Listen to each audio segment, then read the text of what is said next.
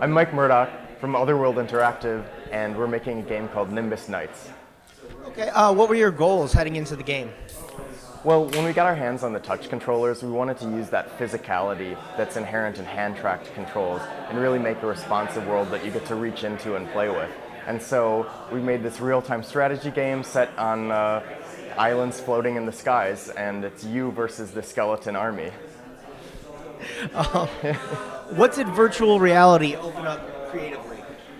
Well, we could give people an experience that they could never have before. It's kind of like wish fulfillment, where I think everybody's dreamed of their toys becoming alive and you get to play with them.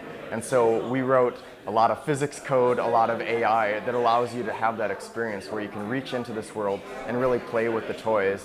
And you capture islands, you defeat the Lich King, it's awesome. Sounds awesome.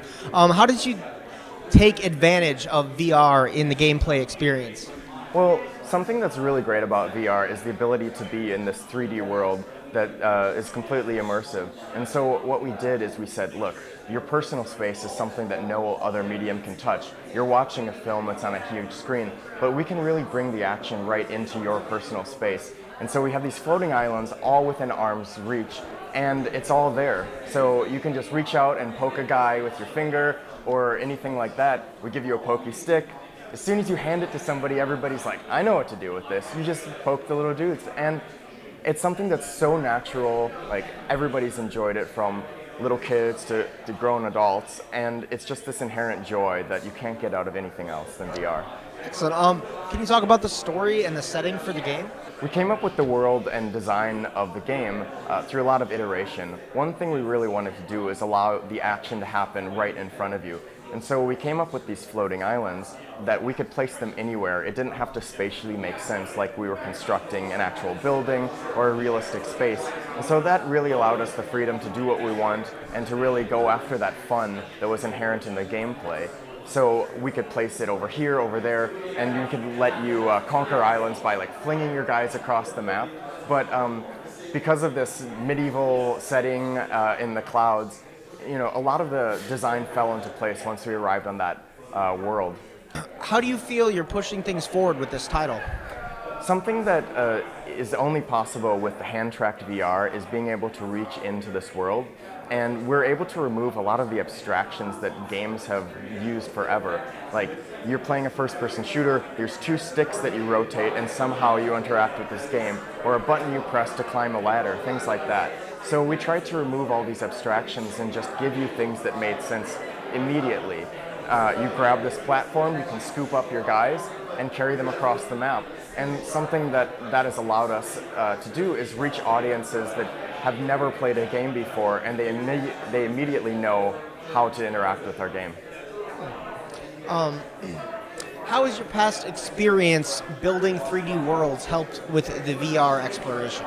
So I got into VR through a really unique scenario. I went to USC Film, and there's a research lab called the MXR Lab where research has been done in virtual reality since the early 90s. And the people running the lab had been doing NASA research since the mid-80s. So I got to see it grow up from this military-grade tech that was for treating post-traumatic stress disorder for troops, for doing training operations, and get to work with that tech, and saw it transition into what it is now. And the advantage there was they had full room tracking since early on. And I knew it was coming. And then we saw the consumer stuff starting to come out, and I said, well, it's great. You can watch the really cool experiences in it and play games, but you can't really interact with the world like the stuff I had seen at the research lab. So now, once these new controllers came out and the new affordances of the Oculus Rift, like, man, now we've got exactly what we need to make the perfect game. And we said, then now's the time to do it. Let's roll with it.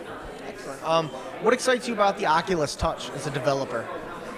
It's something that allows us to, again, remove the abstraction of the gameplay. When you want to poke something in the world, you just poke it with your finger in a way that there's no game controller really anymore. It's just your hands. And I love that affordance. Now I'm not trying to say there's this complex mechanic in the game that I have to try to train somebody to use with this controller. I can just say, do what you would do in real life. and we can design for that. And it's a real magical experience the first time you see somebody get it, and then this huge smile on their face as they start to interact with their world. What are your thoughts on how quickly VR is evolving as a game platform? As a game platform, it's pretty clear that the core audience is already here. It's been the enthusiasts who have followed it from day one and really have seen it grow up. And I think that adds a lot of legitimacy.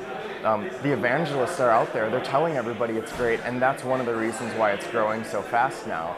And so it's clear right now that the tech is good enough, the experience are great, that we can do with the tech.